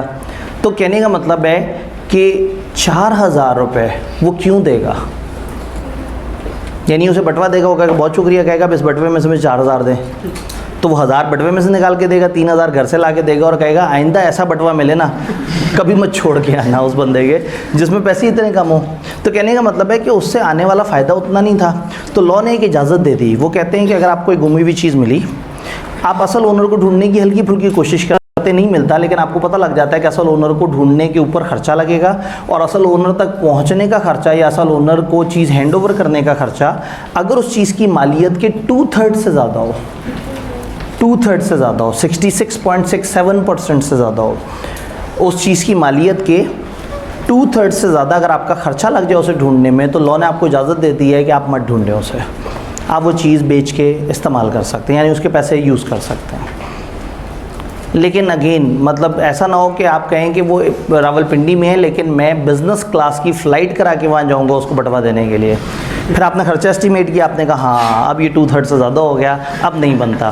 तो ऐसा नहीं है, उस बंदे को ढूंढने का रीज़नेबल खर्चा 2/3 ऑफ द वैल्यू से अगर ऊपर जा रहा हो तो लॉ कहता है आप उसे बेच सकते हैं। लॉ एक और सूरत में भी आपको कहता है कि आप बेच सकते हैं। इसकी एग्जांपल जिससे बात इजीली समझ आ जाती है कि एक बंदे को दूसरे की गुम हुई बर्फ़ मिली, शॉपर के अंदर बर्फ़ रखी हुई थी, बड़ी देर ढूंढता रहा, उसने सोचा कोई बात नहीं शाम तक ढूंढूंगा बंदा मिल जाएगा। शाम तक ढूंढता रहा और जब बंदा मिला तो उसको वो शॉपर पकड़ाया जिसमें बर्फ़ थी, कभी हुआ करती थी, और कहा भाईजान ये आपकी बर्फ़। तो उसने शॉपर को देखा, शॉपर के अंदर गर्म पानी को देखा, इसकी तरफ देखा और कहा कि भाई कम से कम तुम ही गोला गंडा बना के खा लेते, किसी के तो काम आती, मतलब ये बर्फ़ मेरे तक तो पहुंची नहीं। तो अगर एक पेरिशेबल नेचर की चीज़ है तो शायद पहुंचाने में फ़ायदा ना हो सके अगले बंदे का। तो दो चीज़ों के केस में पेरिशेबल हो या टोटल वैल्यू के 2/3 से ज़्यादा आपका खर्चा लग रहा हो तो यू आर अलाउड कि आप उसको यूज़ कर सकते हैं। इसको देख लेते हैं। A person who finds good belonging to another and takes them into his custody is subject to same responsibility as a bailey. एक अमानतदार वाली सारी जिम्मेदारियां उसके पास आ जाएंगी। He is bound to take as much reasonable care of the goods as he take of own goods. उतनी ही हिफाजत करे जितनी अपने गुड्स की करता है। रीजनेबल स्टेप्स ले ओनर को ढूंढने के लिए, प्रॉपर कोशिश करे। इफ़ ही डज नॉट, अगर कोशिश नहीं करता, he will be guilty of wrongful conversion of property. उस एसेट को रॉन्गफुल कन्वर्ट करने का उसको हम कहेंगे, यानी हम कहेंगे कि इसने रॉन्गफुली कन्वर्ट किया, उस एसेट को अपनी तरफ शिफ्ट किया है। इसका आसान तर्जुमा है कि उसने चोरी की है, ये माना जाएगा कि उसने एसेट चोरी किया है। He may sell the good when goods are of perishable nature, या lawful charges for finding the true owner. Lawful charges वो वाले नहीं जो आपने खुद ही से बहुत ज़्यादा बढ़ाए हुए हो। Lawful charges of finding the true owner amounts to 2/3 और more of the value of the goods. Clear? जब एक सिनेरियो पढ़ रहे होते हैं तो कोशिश करते हैं कि एक एक लफ्ज़ एक एक चीज़ पे बात हो, ताकि पेपर में अगर सिचुएशन आए और उसके अंदर एक छोटी सी लाइन, अब ये लॉफुल चार्जेस को ही उठा के हो सकता है आपको सिचुएशन बना के दे दें। तो बी लॉ में ये जो कॉन्सेप्ट है ये समझना ज़रूरी होता है। उसके अलावा किताब में अगर कहीं लिस्ट वगैरह लिखी नज़र आए तो उसको याद करना भी अच्छा होता है, क्योंकि सम टाइम वो क्रैमिंग बेस पूछ लेते हैं, सम टाइम लॉजिक बेस पूछ लेते हैं। कॉन्ट्रैक्ट एक्ट और पार्टनरशिप से ज़्यादातर लॉजिकल सवाल होते हैं, लेकिन बीच में कभी कभार थोड़े बहुत रट्टे वाले सवाल भी आ जाते हैं। लेकिन जो अदर लॉज हैं हमारे, इसमें मेजॉरिटी ऑफ द टाइम सिवाय नेगोशिएबल में एक आध दफ़ा के, अदरवाइज़ वो बाकी तमाम चैप्टर से क्रैमिंग वाले सवाल पूछते हैं। चैप्टर 1 हो, चैप्टर 15 हो, 16 हो, 17 हो, 18 हो, चैप्टर 14 भी मोर ऑफ अ क्रैमिंग पूछते हैं। लेकिन जो पार्टनरशिप और कॉन्ट्रैक्ट है इसमें ज़्यादा वेटेज होती है लॉजिकल सवालों की। तो इन चैप्टर्स को करते हुए आपने कॉन्सेप्ट को अच्छी तरह से समझना है और फिर याद करना है। अदर लॉज में मैं कॉन्सेप्ट ज़रूर समझा रहा हूँ, लेकिन अगर एट टाइम्स आपको कॉन्सेप्ट थोड़ा मुश्किल भी लग रहा हो तो आपने याद कर लेना है, क्योंकि वहाँ कॉन्सेप्ट इतना ज़रूरी नहीं जितना ज़रूरी उसकी रिटेंशन है। ये दो और एग्जाम्पल्स देखी, मज़ीद आखिरी दो एग्जाम्पल्स देखते हैं। Person enjoying benefit of non gratuitous act, gratitude से निकला है। ग्रेटिट्यूड में जिसमें एक बंदा कुछ अच्छा ही कर रहा होता है, दूसरे के साथ एक अच्छा रिस्पॉन्स दे रहा होता है। अमेरिकन, ब्रिटिश और पाकिस्तानी तीनों प्रोनाउंसिएशन इसकी फ़र्क है। कहीं ग्रेटुशियस बोलते हैं, कहीं ग्रेटिशियस बोलते हैं, और पंजाबी में तो जो मर्ज़ी बोल लें। तो ग्रेटिशियस का मतलब होता है अच्छाई, नेकी, रहमदिली, कुछ अच्छा करना, अगले के साथ फेवर करना, मेहरबानी करना। तो नॉन ग्रेटिशियस का क्या मतलब होगा? मेहरबानी ना करना। तो रूल ये है कि अगर एक बंदे ने कोई नॉन ग्रेटिशियस एक्ट किया, उसका इरादा ग्रेटिशियस एक्ट का नहीं था और उससे हो गया वो ग्रेटिशियस एक्ट, फॉर एग्ज़ाम्पल आपकी फेवर नहीं करनी थी किसी ने। इसकी एग्जांपल मैं इस तरह से देता हूँ कि अगर आप जो है वो अपने मोहल्ले में खुद ही से घर में कुछ अच्छा खाना बना के और पूरे मोहल्ले में तकसीम कर रहे हैं, तो ये ग्रेटिशियस एक्ट है। एक अच्छा एक्ट है कि आप अपने मोहल्ले वालों को कुछ अच्छा खाना भेज रहे हैं और आप चाह रहे हैं कि वो भी जो है वो आपके साथ शामिल हो। आप सवाब के लिए कर रहे हैं, आप लंगर के लिए कर रहे हैं, आप न्यास के लिए कर रहे हैं, व्हाट्सोएवर जो भी आपकी रीज़न है, आपने खाना बनाया और आपने अपने मोहल्ले में बांटा। ये ग्रेटिशियस एक्ट था, ये नॉन कमर्शियल एक्ट था। आप उनसे पैसे की ख्वाहिश नहीं रखते। लेकिन अगर आपके घर एक होम डिलीवरी आनी थी खाने की, आपने रात के वक्त खाना ऑर्डर किया था और वो खाना आपके घर के बजाय साथ वालों के घर चला गया, या आपने किसी को भेजा या किसी से रब्ता किया कि भाई खाना ला के दो किसी राइडर को, और वो राइडर साथ वालों के घर खाना ला के दे गया, तो अब साथ वालों को जो आपने खाना भिजवाया है, आपने जो चीज़ मंगवाई है, फॉर एग्जांपल आपने KFC के बर्गर मंगवाए हैं, तो ये जो KFC के बर्गर आपने मंगवाए हैं, ये साथ वालों की तरफ जाना क्या आपका ग्रेटिशियस एक्ट है? नहीं, आप नहीं चाहते थे कोई मेहरबानी। उनको बर्गर मिले और वो खा भी गए, और उन्होंने पूछने की जहमत भी नहीं की कि भाई ये आपने अपनी पसंद से दिए हैं या गलती से आ गए। तो अगर आपकी तरफ से किसी के साथ मेहरबानी हो जाए जबकि आपका इरादा वो मेहरबानी अच्छा काम करने का नहीं था, और हालात से साबित हो जाए कि आपका ऐसा इरादा नहीं था, तो आपका हक है कि आप उस दूसरे बंदे से वही चीज़ जो उसको मिली है या उसकी इक्वल कंपनसेशन मांग सकते हैं। तो अगर तो आप पहुंच गए 5 मिनट में उसके घर और आपने कहा कि ये बर्गर आपके नहीं थे, ये हमारे थे, तो वो ये नहीं कहेगा ये तो अब कंप्लीटेड गिफ्ट हो गया। तो आप कहेंगे ये इस नीयत से नहीं आए थे, ये हमारे पास आने थे, गलती से आपके पास आ गए हैं। तो जिस तरह से हमने पेमेंट बाय मिस्टेक की बात की थी, उसी तरह से अगर कोई अच्छा काम भी किसी के साथ गलती से हो जाए तो आपका राइट है कि आप वो चीज़ वापस ले सकते हैं, रिकवर कर सकते हैं। तो यहाँ पे where a person lawfully does anything for another person, जब एक बंदा दूसरे के साथ कुछ लॉफुली करता है, कुछ ऐसा काम करता है जो गलत नहीं होता कानून की नज़र में, और डिलीवर्स एनीथिंग टू हिम, या उसको कोई चीज़ पहुंचा देता है, not intending to do so gratuitously, उसका इरादा नहीं होता उसको ग्रेटिशियसली वो चीज़ करने का, and such other person enjoys the benefit thereof, और वो बंदा उसका बेनिफिट भी ले ले। भाई फॉर एग्जांपल जो है वो इस वक्त हम ये क्रैश कोर्स में आप लोगों को ग्रेटिशियसली डील कर रहे हैं कि ठीक है, अगर कोई भी स्टूडेंट किसी भी जगह का है, अगर वो आता है और अगर कमरे में स्पेस है तो वो बैठ के लेक्चर सुन सकता है। लेकिन अगर हम नॉन ग्रेटिशियसली कर रहे होते हैं, फॉर एग्जांपल जैसे अभी फास्ट ट्रैक का बैच है, फास्ट ट्रैक का एक बैच है, उसकी कीमत है, अब बच्चे आके वहाँ पे पढ़ रहे हैं, अब वहाँ पे एक बच्चा आके बैठता है और हमारा इरादा उसको फ्री में पढ़ाने का नहीं है, और वो क्लास में बैठ के पूरी क्लास अटेंड भी कर लेता है, और एंड पे हम उसे पकड़ते हैं। तो हम कहते हैं ये क्या हुआ? वो कहते हैं जी आप सबको पढ़ा रहे थे, मैंने सोचा मैं भी पढ़ लूँ। तो हम कहेंगे भाई हमने इस नीयत से नहीं पढ़ाया था, वहाँ हमारी नीयत थी कि हम एक कॉलेज की एक ऑफिशियल क्लास पढ़ा रहे थे जिसका एक प्रोटोकॉल था, जिसमें एक प्रॉपर तरीके से एडमिशन होता है और हम उस पैसे के अगेंस्ट उस एडमिशन को देते हैं। तो वो क्लास ग्रेटिशियस नहीं थी। हाँ, क्रैश कोर्स में आ जाते वो ग्रेटिशियस थी, वो हमने ओपन इन्विटेशन दिया हुआ था। तो अगर एक बंदे ने एक नॉन ग्रेटिशियस एक्ट का फ़ायदा उठा लिया जो इस इरादे से नहीं किया जा रहा, तो अब कौसाई कॉन्ट्रैक्ट बन जाएगा। बच्चा कहेगा लो मेरे से पैसे रिकवरी नहीं कर सकते आप, मैं तो कभी फॉर्म भरा ही नहीं आपका, मैं तो दाखिला लिया ही नहीं था, मेरे साथ तो पैसे तय ही नहीं हुए थे। तो हम कहेंगे नहीं भाई ये सब कुछ हुआ था, कानून से पूछो।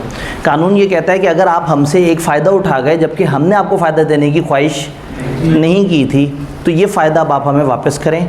तो वो कहेगा ठीक है आप बैठ जाए, मैं आपको पढ़ा देता हूँ। तो अगेन वो फ़ायदे से मुराद क्या है कि या तो आप उसको कंपनसेशन दें या जो चीज़ डिलीवर हुई है उसको रिस्टोर करें, या तो वही चीज़ वो वापस कर दे। नहीं कर सकता तो जो भी उसकी कंपनसेशन, जो भी उसके रुपए पैसे वगैरह बनते हैं। तो जब एक बंदा दूसरे को के साथ कोई मेहरबानी कर दे इस इरादे से कि उसने मेहरबानी नहीं करनी थी और दूसरा उस मेहरबानी को एंजॉय भी कर ले, कंज्यूम भी कर ले, तो फिर जिसने मेहरबानी एंजॉय की है वो उसको कंपनसेट करेगा, जो चीज़ मिल गई है वो वापस करेगा, ये जो उसके पैसे बनते हैं वो रिस्टोर करके देगा।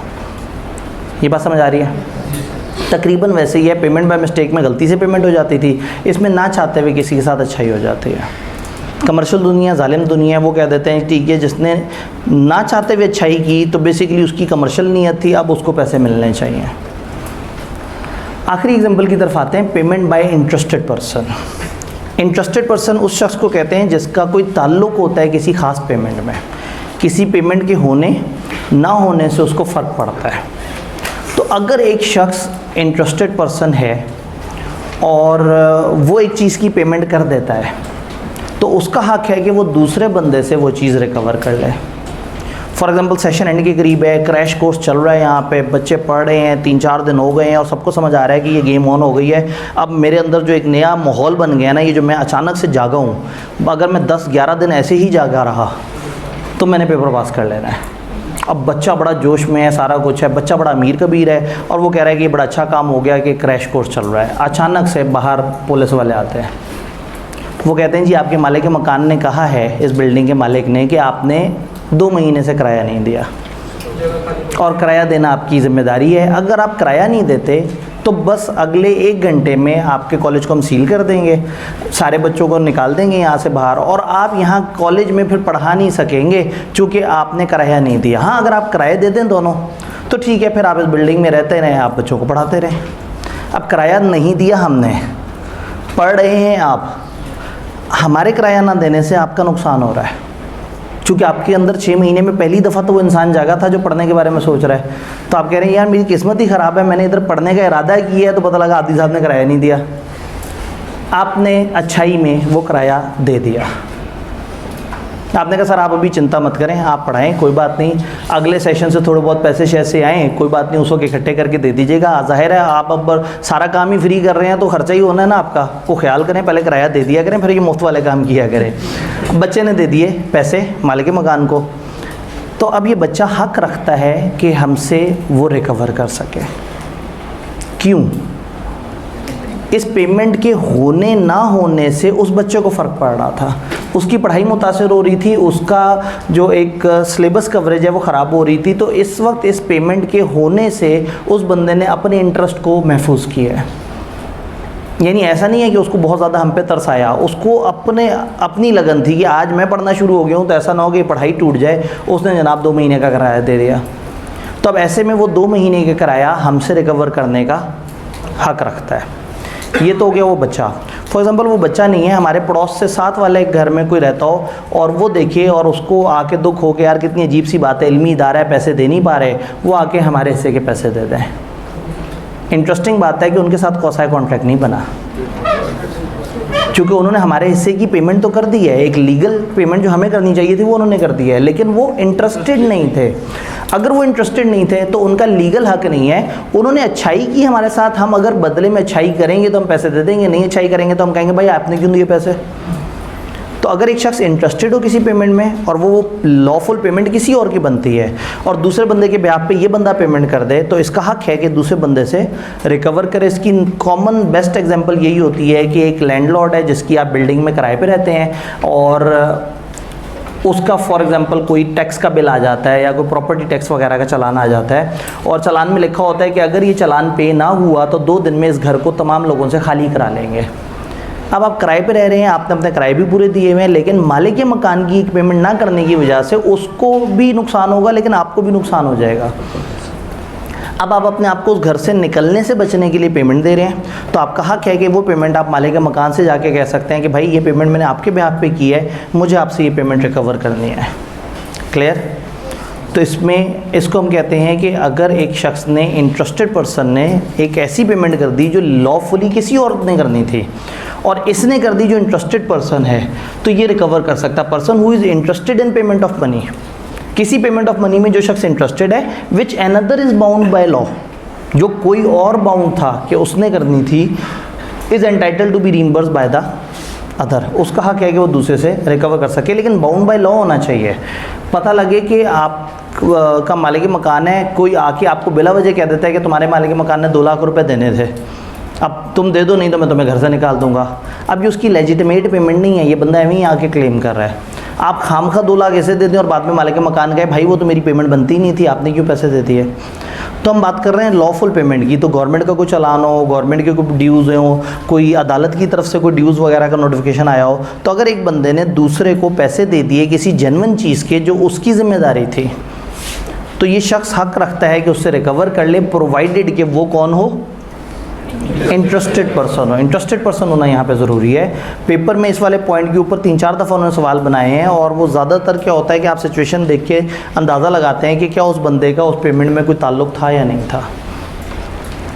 चूँकि यहाँ वक्त कम होता है तो पास पेपर्स हम साथ साथ नहीं डिस्कस करें, लेकिन पास पेपर की वीडियोस मैंने आपको कहा था कि वो साथ साथ जारी होंगी, तो उस गूगल ड्राइव पे भी चीज़ें अपलोड हो रही हैं और मतलब वो लिंक भी आपके साथ शेयर है, तो आप उस लिंक पे व्हाट्सएप ग्रुप में वो गूगल ड्राइव का लिंक आपके पास मौजूद है, उधर जाएँ तो वहाँ वीडियोज़ पड़ी हुई हैं और अलग से भी एक आध दफ़ा शेयर हुई थी, लेकिन मेनली हम फिर उसके अंदर गूगल ड्राइव में साथ साथ डालते जा रहे हैं ताकि आप उस ड्राइव में पहुँचें तो आपके पास सारे चैप्टर्स के पास पेपर की वीडियोज़ हों, सारी और चीज़ें हों और इनके लिंक्स भी साथ साथ आ रहे हैं। तो ऑब्वियसली एक चैप्टर कराते साथ ही दिल करता है कि बंदा उसके पास पेपर डिस्कस करे, लेकिन मैंने लेवल ऑफ डिटेल चैप्टर्स में ज़रा ज़्यादा रखा हुआ है। कोशिश ये है कि ये एज्यूम करूँ कि सामने जो लोग हैं वो पहली दफ़ा लॉ पढ़ रहे हैं, क्योंकि जिन्होंने पहले से पढ़ा हुआ है 4 महीने 3.5 महीने पहले पढ़ा तो उन्हें भूल गया, और जो आज सोच रहा है कि पढ़ूँ उसे भी नहीं आता, और जिसको गलत मलत आता है उसे भी नहीं आता। तो बजाय इसके कि मैं एक दरमियाने लेवल पे लेके चलूँ, मैं कोशिश करूँ कि मैं लेवल ऑफ डिटेल में ज़्यादा जाऊँ, जिसका फिर इशू ये है कि पास पेपर्स हम इसके बीच में नहीं कवर करेंगे, वो सेपरेट वीडियो से मिल जाएंगे,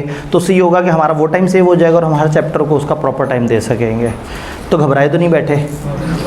इस चैप्टर में किसी भाई किसी बहन का कोई सवाल, 2-3 मोटे मोटे सवाल ले सकते हैं हम। फाइंडर ऑफ गुड की केस में अगर पेरिशेबल या नॉन पेरिशेबल है तो उसने पहले यूज़ कर लिया लेकिन बाद में मालिक को नहीं मिला जी, अगर पेरिशेबल हो और अगर पेरिशेबल चीज़ किसी को मिले और वो उसे यूज़ कर ले तो बाद में उसकी ज़िम्मेदारी है या नहीं है। अब ये डिपेंड करता है कि वो चीज़ क्या वाकई पेरिशेबल थी, अदालत में ही साबित करना होगा कि उस चीज़ की नेचर क्या थी। फिर ये भी साबित करना होगा कि ये चीज़ बड़ी तेज़ी से कंज्यूम हो रही थी। पेरिशेबल फल भी होते हैं, लेकिन कुछ फल 2-3 दिन बाद वो ख़राब हो रहे होते हैं, और जैसे बर्फ़ है, बर्फ़ तो 15-20 मिनट में ख़राब हो जाएगी। तो कहने का मतलब है कि फिर अदालत में साबित करना होगा कि किस किस्म की चीज़ थी और ये इसमें कितनी ज़्यादा शिद्दत थी जिसकी वजह से इस्तेमाल करना पड़ गया, तो फिर वो अदालत उसका फ़ैसला करेगी सिचुएशन का। जी, कोई से 2-3 सवाल। वाह सर जी, जैसे हमने उसे ना क्या कहते हैं बटवा देने के लिए टिकट वगैरह करवाई, ठीक है, वो तो हम उसे रिकवर करेंगे, जब हम वापस जाएंगे तो उसकी भी रिकवर करेंगे कि नहीं करेंगे? जी, अब अगेन वही वाली बात है कि आप नोट करें तो मैंने कैलकुलेशन 4000 की मुसलसल, 2000 जाने के तो 2000 आने के भी, यानी कि आपके जो असल चार्जेस उस तक पहुंचने के हैं वो बेसिकली लाहौर से आने जाने के हैं। तो इन्होंने पूछा कि क्या सिर्फ जाने के रिकवर करेंगे? नहीं, जाने के और आने के दोनों के मिला के हम कहेंगे कि उस बंदे को ढूंढने का खर्चा लाहौर से पिंडी का एक राउंड ट्रिप था, तो 200 रुपये एक तरफ के रिक्शे के, 1800 रुपये बस के, और फिर दूसरी तरफ भी इसी तरह से करके। जी कोई लास्ट सवाल जी। सिर्फ 1 लाख कैश होना है, एड्रेस होना कुछ है, 1 लाख अगर एक बटवे में से 1 लाख कैश निकले और एड्रेस ना निकले, बटवे में पता ही ना लग रहा हो कि ये क्या है किसका है, आप पहले कोशिश क्या करेंगे, आप इर्द गिर्द के दुकानदारों से पूछेंगे भाई यहाँ पे किसी बंदे ने आके कहा कि मेरा बटवा गिरा है, या अगर आपके पास कोई बंदा आए तो ये मेरा फ़ोन नंबर है, मेरे से रब्ता कीजिएगा, मैं उससे पूछूंगा, वो निशानियाँ बता के बटवा ले जाए। वरना क्या होगा, दुकानदार ही अपने छोटे को भेज देगा, तो वो जाके कहेगा हाँ जी मेरा बटवा गुम हुआ था। तो पहले कोशिश करेगा कि इर्द गिर्द के दुकानदारों को बताए। फिर एक रूल ये होता है कि आप आसपास की जो मस्जिद है वहाँ पे स्पीकर पे ऐलान करा देते हैं। बहुत ज़्यादा हैवी लेवल की चीज़ हो तो अखबार में भी इश्तिहार दे दिया जाता है। तो जो उन्होंने कहा ना कि रीज़नेबल कोशिश करनी है, वो सिचुएशन टू सिचुएशन वेरी करेगी। कुछ चीज़ों में रीज़नेबल कोशिश का मतलब बस 1-2 बंदों से पूछ लिया, कुछ में रीज़नेबल कोशिश का मतलब है कि वाकई आपने मस्जिद में ऐलान किया, और कुछ जगह तो फिर अखबारी ऐलान भी। ये सब डिपेंड करता है उस बटवे के अंदर पैसे कितने हैं, ये सब डिपेंड करता है वो चीज़ किस नौइयत की है। तो जी अगर हैंड फ्री है तो जाहिर है आप इतना तो समझ लेंगे कि हैंड फ्री को मतलब किसी तक पहुंचने का खर्चा भी, हैंड फ्री जो है वो आपको पता है कि 50 रुपये से लेके 200 रुपये के दरमियान आ जाती है। ठीक है, डिपेंड। अब अगेन वही बात है कि मैं अगर सादा हैंड फ्री की बात करूं तो ऐसी हैंड फ्री तो फ़ौरन से खुद इस्तेमाल कर लें, क्योंकि आप किसी भी तरीके से खर्चा करेंगे और असल बंदे तक पहुंचेंगे तो आपका कंफर्म 150 रुपया तो खर्च हो जाना है। लेकिन हैंड फ्री आपको मिली है 28,000 की, ठीक है, आपको एयरपॉड्स मिले हैं या आपको इस तरह की चीज़ मिली है, तो यस अब आपको ऑब्वियसली उसके ऊपर थोड़ी एहतियात ज़्यादा करनी होगी। तो अगेन लॉ आपको रूल बताता है, लेकिन सिचुएशन टू सिचुएशन उस वक्त की इम्पॉर्टेंट होती है कि उस वक्त आपको क्या लग रहा है कि आपको क्या करना चाहिए उस वक्त के मुताबिक। फिर अदालत में ये चीज़ डिबेट होती है, वकील इसे डिबेट करते हैं कि आपको ऐसा करना चाहिए था, नहीं करना चाहिए था। तो इंटरेस्टिंग बात यह है कि आईकेएफ जब हमें डाटा देगा तो वो ये नहीं सोचेगा कि हमारे पास एक वकील है जो जरा करके उस बंदे से 4 और सवाल पूछ सके, वो हमें पूरी इन्फॉर्मेशन देंगे, और जितनी इन्फॉर्मेशन आईकेएफ हमें देगा हम उस इन्फॉर्मेशन के मुताबिक जवाब देंगे। अगर एक चीज़ उन्होंने मिसिंग की है तो हम लिख देंगे कि चूँकि ये चीज़ नहीं लिखी हुई तो हम यहाँ पे इसको इस तरह से नहीं सोच रहे। तो आईकेएफ में हमें बड़ी आज़ादी है। असल में तो देखें लॉ तो ये एक सिचुएशन मैंने आपको बता दी, इस एक सिचुएशन पे एक मुकदमे में 2.5-3 साल लग सकते हैं, हो सकता है 15 पेशियाँ हो सकता है हर दफ़ा एक नए तरीके से केस प्रेजेंट हो सकता है दोनों वकीलों के दलाइल बड़े ही डिफरेंट हो सकता है जज 3-4 चीज़ों के बारे में और एविडेंस लेना चाहे। तो असल ज़िंदगी में तो चीज़ें काफ़ी पेचीदा होती हैं, लेकिन for the purpose of understanding कि हमने पढ़ना है और मोटा मोटा समझ के सिचुएशन में अप्लाई करना है, हम उतना देख रहे होते हैं और उसी हिसाब से हमसे पूछा जा सकता है। बट ये रूल्स हम जहन में रखते हैं ताकि कल को जब हम बड़े हों तो आगे हमारे ज़िंदगी में जगह जगह काम आए। ठीक है जी, तो हमारे वो 2-3 सवाल ख़त्म हुए। अगले चैप्टर की तरफ आते हैं, कंटिंजेंट कॉन्ट्रैक्ट। जी 2-3 ख़त्म हो गए, ये ऐसे तो नहीं ना होता, ये तो गलत बात है। जब क्लास ख़त्म हो, जब मैं जा रहा हूँगा, आपने बस साथ साथ चलते चलते जल्दी से सवाल पूछ लेना है, बाकियों का कोई कसूर नहीं है ना। कंटिंजेंट कॉन्ट्रैक्ट, या मैंने अपना ईमेल दिया था आपको पहले दिन। कोई भी आपका सवाल अगर अधूरा रह जाए और आप पूछना चाहें, क्योंकि यहाँ तो दामन वक्त में जगह ज़्यादा नहीं है, तो नाम आपको मोटा मोटा पता ही है, आपने एंड पे FCA लिखना है, आतिफ आब्दी FCA@gmail। किसने कहा? पिछले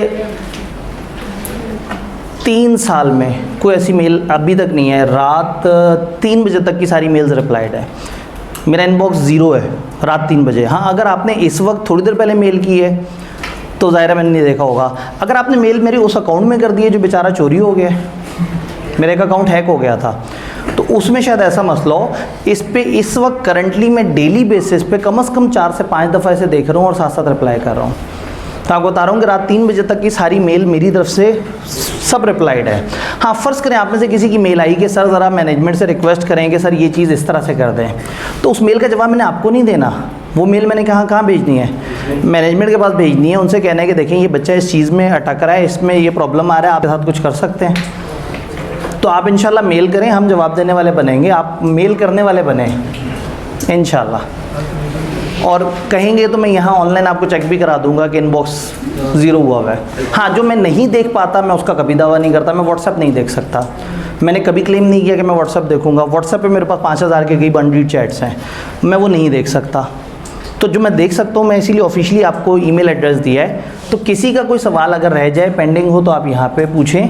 अगर तो सीधा सा सवाल है, सर ये वाली चीज़ ऐसे करके ऐसे होती है, तो उसका जवाब तो फौरी आएगा।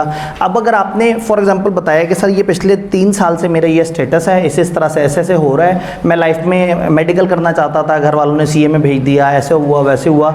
समटाइम क्या होता है, एक स्टूडेंट काउंसलिंग चाह रहा होता है, वो अपने एक सिचुएशन बताता है और कहता है सर ज़रा मुझे डिटेल से अच्छी तरह से रिप्लाई करें। ऐसी मेल को मैं 2-3 दिन होल्ड करके मैं कोशिश करता हूँ ऐसे टाइम पे इसको आंसर करूँ जब मैं तसल्ली से बैठ पे एक अच्छा राइटअप इस पर लिख सकूँ, या अच्छे तरीके से एक वॉइस नोट में डिटेल से उस बच्चे को समझा सकूँ कि क्या करना है। तो इस तरह की मेल्स को मैं पेंडिंग करता हूँ। अदरवाइज जो सवाल वाली मेल होती है वो तो बस नज़र आने की देर होती है, उसको आंसर कर देते हैं। तो आप इरादे से मेल करें, इंशाल्लाह ताला ये परेशानी नहीं होगी। शुक्र है मैं रात सारी क्लियर करके बैठा था, नहीं तो जो है ना, हाँ, लेकिन बच्चे भी तो जज्बाती है ना। 10:35 में मेल करेंगे, फिर 10:40 पे दोबारा से क्वेश्चन मार्क आएगा, नॉट रिप्लाइड येट। जैसे हमारे व्हाट्सएप में होता है, वो जनाब वो बच्चा कहता है जी मुझे एडमिशन चाहिए सब्जेक्ट में, 5 मिनट बाद कहता है अभी तक रिस्पांस नहीं आया, 10 मिनट बाद कहता है कि ये तो जालिम लोग हैं, 15 मिनट बाद फेसबुक पे शोर मचा देता है, आधे घंटे बाद जो है वो हमें देशद्रोही डिक्लेयर कर चुका होता है। अब हम उस टाइम पे 250 अलग अलग मैसेजेस को रिप्लाई करते करते आहिस्ता आहिस्ता आ रहे होते हैं। 3-4 बंदे, सेशन के स्टार्ट में 3-4 बंदे थे, लेकिन हर बंदा मुसलसल 2.5-3-4 घंटे तक रिस्पॉन्स देता था, तो वो पिछले 3-4 घंटे की क्यूरीज को आंसर कर पाया होता था।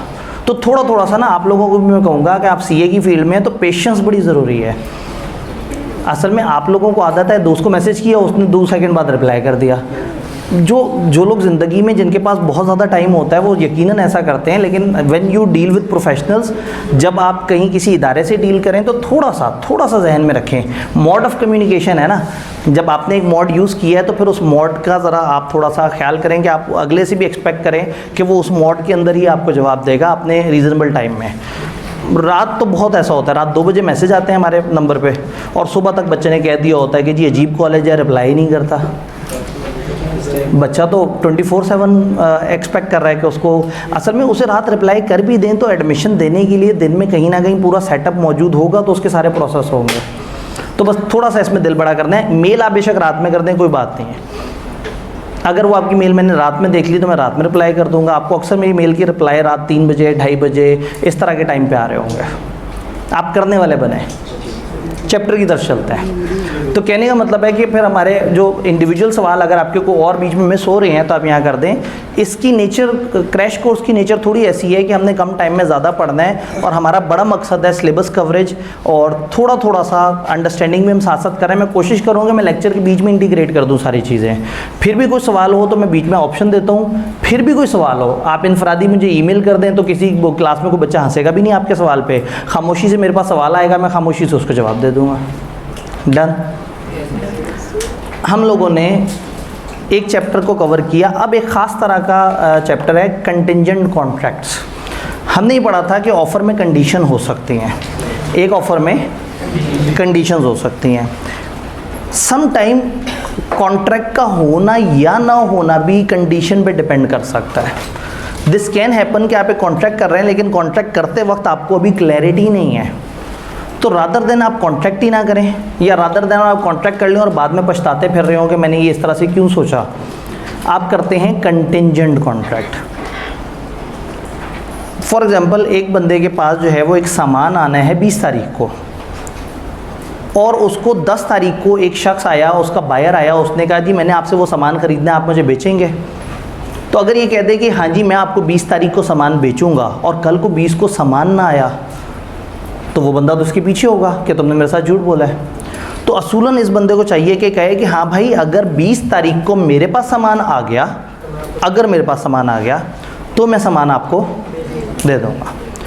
ये कहलाते हैं कंटिंजेंट कॉन्ट्रैक्ट, यानी कि कॉन्ट्रैक्ट का होना या ना होना किसी इवेंट पे डिपेंड कर रहा होता है। ये कॉन्ट्रैक्ट जब आपने बना दिया तो ये हवा में खड़ा हुआ है, अभी ये कॉन्ट्रैक्ट ना वैलिड है ना वॉइड है। वो कंडीशन एग्जीक्यूट हो गई तो वैलिड हो जाएगा, वो कंडीशन एग्जीक्यूट नहीं हुई तो वॉइड हो जाएगा। तो इसका मतलब ये है कि कंटिंजेंट कॉन्ट्रैक्ट जो है is a contract to do और नॉट टू डू समथिंग। ये बात तो हम हमेशा से पढ़ते आ रहे हैं कि कुछ करना होता है या कुछ नहीं। कॉन्ट्रैक्ट टू डू और not to do something if some event collateral to such contract, कोई इवेंट जो उस कॉन्ट्रैक्ट से कनेक्टेड है, डज और डज नॉट हैपन, या हो जाए या ना हो। यानी कि एक इवेंट के होना या ना होने पे डिपेंडेंट आप कर सकते हैं कि अगर ये इवेंट हो गया तो मैं ऐसे करूँगा, ये इवेंट ना हुआ तो मैं ऐसे करूँगा। यानी कि इसमें अगर हम बात करें तो कुछ एसेंशियल कैरेक्टरिस्टिक्स हैं, ये डिपेंड करता है हैपनिंग या नॉन हैपनिंग ऑफ सम। सबसे पहले एक फ्यूचर इवेंट होना चाहिए। नंबर 2, इवेंट कोलेट्रल होना चाहिए। कोलेट्रल कहते हैं कनेक्टेड हो, उस इवेंट का कॉन्ट्रैक्ट से ताल्लुक होना चाहिए। भाई फॉर एग्जांपल मैं आपसे कहूँ कि अगर जॉर्ज बुश दोबारा से सदर बन गया तो हम आपको क्रैश कोर्स फ्री पढ़ाएंगे, तो ये कंटिंजेंट कॉन्ट्रैक्ट नहीं है क्योंकि उस इवेंट का हमारे इससे ताल्लुक नहीं है। हाँ मैं कहूँ अगर कमरे में जगह हुई तो आप कमरे में आके पढ़ सकते हैं, ये कंटिंजेंट है कि अगर उस दिन कमरे में गुंजाइश हुई तो फिर हम बाउंड है आपको पढ़ाने के लिए, और अगर गुंजाइश ना हुई तो अब बाउंड नहीं है। तो आप एक इवेंट फ्यूचर इवेंट के ऊपर डिपेंडेंट कर सकते हैं और उसको अनसर्टन होना चाहिए, कोलेट्रल भी होना चाहिए उस इवेंट का। देखें कमरे में कुर्सियों की मौजूदगी या कमरे में जगह की अवेलेबिलिटी का ताल्लुक है इस क्लास से। अगर मैं आपसे कहूँ कि जी बी लॉ के क्रैश कोर्स में अगर कमरे में कुर्सियाँ हुई तो हम ऑडिट का क्रैश आपको फ्री पढ़ाएंगे, ये कनेक्टेड नहीं है। तो कंटिंजेंट कॉन्ट्रैक्ट में एक इवेंट होना चाहिए, इवेंट फ्यूचर का होना चाहिए, इवेंट अनसर्टन होना चाहिए, और इवेंट का उस कॉन्ट्रैक्ट वाली पार्टीज़ या उस मामले से जो चल रहा है कोई ना कोई ताल्लुक होना चाहिए। तो इसमें हमने कहा कि कॉन्ट्रैक्ट टू डू भी हो सकता है, कॉन्ट्रैक्ट नॉट टू डू भी हो सकता है, समथिंग हैपन भी हो सकता है। तो टेक्निकली 4 तरह के बने। I will do this if this thing does happen, I will do this does not happen, I will not do this does happen, not do this does not happen. ऐसा करूँगा अगर ऐसा हुआ, ऐसा करूँगा अगर ऐसा ना हुआ, ऐसा नहीं करूँगा अगर ऐसा हुआ, ऐसा नहीं करूँगा ऐसा ना हुआ। तो ये बेसिकली एक डेफिनेशन में उन्होंने 4 तरह की बातें की हैं। इसको समझाने के लिए एक टिपिकल एग्जांपल जिससे लोग इजीली समझ जाते हैं, दैट इज़ कि एक बंदा जिसका सामान दूसरे मुल्क से आ रहा हो बहरी जहाज़ से, और पाकिस्तान में एक बंदा उससे इम्पोर्टेड या लोकल माल ख़रीदने की बात कर रहा हो, तो वो उसके साथ मुख्तलिफ़ तरह के कॉन्ट्रैक्ट क्या कर सकता है। हो सकता है वो कहे भाई मैं आपको इम्पोर्टेड माल दूंगा अगर मेरा बहरी जहाज़ आ जाता है, अगर मेरा बहरी जहाज़ आ जाता है तो मैं आपको दूंगा इम्पोर्टेड माल। और ये भी कर सकता है कि मैं आपको लोकल माल दूंगा अगर मेरा बहरी जहाज़, यानी वो उससे कॉन्ट्रैक्ट कर ले कि भाई अगर मेरा बहरी जहाज़ ना आया ना फिर मैं आपसे वादा करता हूँ मैं आपको लोकल माल दूंगा। और यूँ भी कर सकता है कि अगर बहरी जहाज़ आ गया तो इम्पोर्टेड माल। अब इसी को टोन चेंज भी की जा सकती है, मैं आपको लोकल माल नहीं दूंगा अगर बहरी जहाज़ आ गया, लोकल माल नहीं दूंगा अगर बहरी जहाज़ आ गया, इम्पोर्टेड माल नहीं दूंगा अगर बहरी जहाज़ ना आया। तो डू और नॉट टू डू भी हो सकता है, और इवेंट का हैपन और डज नॉट हैपन ये दोनों तरह से हो सकता है। क्या बात समझ आ रही है? अब जैसे ही हम कंटिंजेंट कॉन्ट्रैक्ट का जिक्र करते हैं फ़ौरन से लोगों के जहन में आ जाता है कि ये तो शर्तें लग रही हैं, अगर ऐसा हो गया तो ऐसे होगा, अगर वैसा होगा तो वैसे होगा। इंटरेस्टिंगली स्पीकिंग शर्तें यानी कि वेजरिंग इल्लीगल है, कानून की नज़र में गलत है। तो कंटिंजेंट कॉन्ट्रैक्ट को शर्तों वाले कॉन्ट्रैक्ट के साथ डिफरेंशिएट करना पड़ेगा। यानी आप देखें तो दोनों में इवेंट है, दोनों में फ्यूचर इवेंट है, दोनों में अनसर्टन इवेंट है, लेकिन एक जगह कनेक्टेड है, एक जगह कनेक्टेड नहीं है। यानी कि जब हमने कहा कि कमरे में जगह होगी तो आप पढ़ सकते हैं, तो ये कनेक्टेड इवेंट है। और मैं आपसे कहूँगा कि जी अगर बाबर आजम अगले मैच में सेंचुरी मारेगा तो आपको क्रैश कोर्स में जगह मिलेगी, ये शर्त है, क्योंकि बाबर आजम की उस सेंचुरी का हमारे इस क्लास से ताल्लुक़ नहीं। हाँ, बाबर आजम को अगर उसका कैप्टन कहता है कि तुम अगर सेंचुरी करोगे तो तुम्हें मैं 10,000 इनाम दूंगा से, ये कंटिंजेंट कॉन्ट्रैक्ट है, क्योंकि अब वो बाबर आजम और उन लोगों के दरमियान उस सेंचुरी के होने ना होने से फ़र्क पड़ता है। तो एक इम्पॉर्टेंट शर्त ये है कि कंटिंजेंट कॉन्ट्रैक्ट में वो इवेंट लाजमी कनेक्टेड होता है उन पार्टीज़ या उस इशू के साथ, और वेजरिंग में उस इवेंट का कनेक्शन होना शर्त नहीं है। तो अगर एक बंदा दूसरे से कहे कल बारिश हो गई तो मैं तुम्हें 10 लाख दूंगा, शर्त लगा ली उसने, तो बारिश के होने का शायद इससे कोई ताल्लुक़ नहीं था। हाँ, अगर एक बंदा दूसरे से कहे कल अगर बारिश हुई तो मैं तुम्हें स्टॉल सेल नहीं करूँगा, तो यह सब बारिश से उस बंदे का ताल्लुक़ होगा कि बारिश के होने ना होने से उसका स्टॉल वगैरह वो भीग जाएगा, वो उसे सेल नहीं करेगा। तो इवेंट का कनेक्शन होना चाहिए, बात समझ आ रही है? Then wagering contract one sided भी हो सकता है, जबकि कंटिंजेंट हमेशा रेसिप्रोकल होना चाहिए। रेसिप्रोकल का मतलब है दोनों तरफ से। याद है एक बंदा कहता था मैं कुर्सियाँ दूंगा, तो दूसरा कहता था मैं पैसे दूंगा। तो कंटिंजेंट कॉन्ट्रैक्ट में दोनों तरफ से प्रॉमिस होना चाहिए। वेजरिंग में हो सकता है वन साइडेड शर्त हो सकता है टू साइडेड शर्त हो सकता है एक बंदा कहे कि जी मैं आपको इतने पैसे दूंगा अगर ये काम हो गया, जबकि दूसरे बंदे ने पलट के नहीं कहा कि अगर बारिश ना हुई तो मैं पैसे दूंगा। एक बंदे ने दूसरे को जोश खिताबत में कहा कि देखना अगले 3 मैचों में लगातार बाबर आजम सेंचुरी करेगा और अगर उसने ना किया तो मैं तुम्हें 20 लाख दूंगा।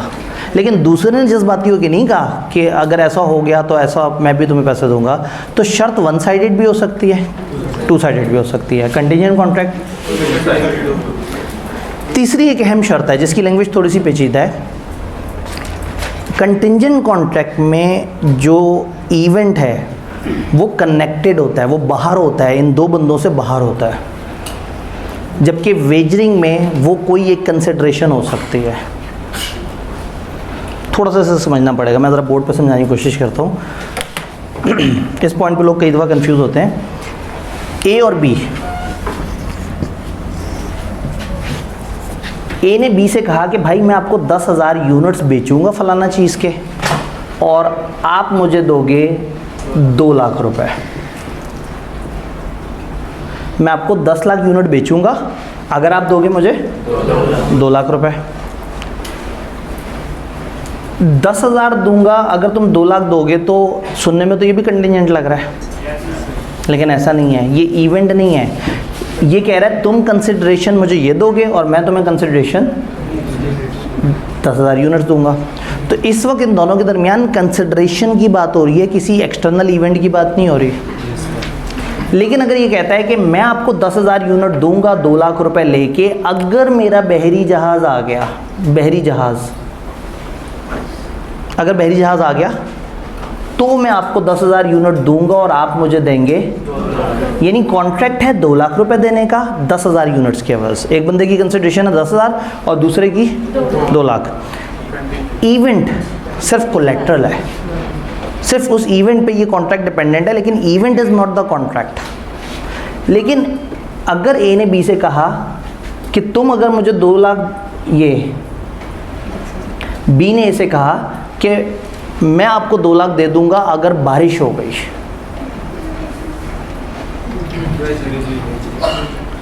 कंसिडरेशन नहीं है, इवेंट ही कॉन्ट्रैक्ट के अंदर घुसा हुआ है। अगर ये बारिश करा दे या ये दुआ करे और बारिश हो जाए तो बी उसे 2 लाख रुपए देगा। इसका मतलब बारिश अब एक एक्सटर्नल इवेंट नहीं है, बारिश is part of the contract. यानी मैं कह सकता हूँ कि बारिश इज सोल डिटरमाइनिंग फैक्टर, मतलब इसमें मेन चीज़ ही बारिश है।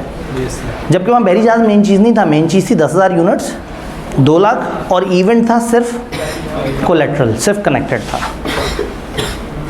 पेपर में एक दफ़ा सवाल आया, उन्होंने कहा एक बंदे ने दूसरे से कहा कि जब तुम मेरा बंगला पूरा कंप्लीट कर दोगे तब मैं तुम्हें पैसे दूंगा। तो बताओ कंटिंजेंट कॉन्ट्रैक्ट है या नहीं? बच्चों ने सबने लिख दिया जी कंटिंजेंट कॉन्ट्रैक्ट है। तो उन्होंने कहा नहीं भाई ऐसे नहीं है, कोई इवेंट तो बताया ही नहीं। बच्चा कहेगा इवेंट है तो सही, उसने कहा था घर कंप्लीट करो, तो घर तो कंसिडरेशन है। एक बंदे ने घर बना के देना है, दूसरे ने पैसे देने हैं, तो ये तो नॉर्मल बात है कि तुम मुझे घर बना दो मैं तुम्हें पैसे दे दूंगा। हाँ, फिर एक सवाल आया कि जी तुम मुझे घर बना दो मैं तुम्हें पैसे दे दूंगा, लेकिन तब जब फलाना आर्किटेक्ट ने कंफर्म कर दिया कि घर सही बना है। अब एक इवेंट ऐड हो गया। तो बात जहन में रहेगी, कंटिंजेंट कॉन्ट्रैक्ट में कंसिडरेशन और होती है, इवेंट पे डिपेंडेंट होते हैं, जबकि वेजरिंग में वही इवेंट कंसिडरेशन बन जाता है, वही इवेंट सोल डिटरमाइनिंग फैक्टर होता है। किताब से जल्दी से इसकी इंग्लिश देखते हैं, फिर इसके रूल्स की तरफ आते हैं। कंटिंजेंट और वेजरिंग का पहला फ़र्क, वो वैलिड होता है, ये वॉइड होता है। ये फ़र्क नहीं है, ये तो उनके आफ्टर इफेक्ट्स हैं। इंटरेस्ट ऑफ पार्टीज़, कंटिंजेंट में पार्टीज़ का रियल इंटरेस्ट है उस इवेंट के होने ना होने से, उस बहरी जहाज़ के आने ना आने से फ़र्क पड़ता है, उस बारिश के होने ना होने से उस स्टॉल को बेचने को फ़र्क पड़ता है, बाबर आजम की सेंचुरी करने ना करने से पाकिस्तान की टीम को फ़र्क पड़ता है।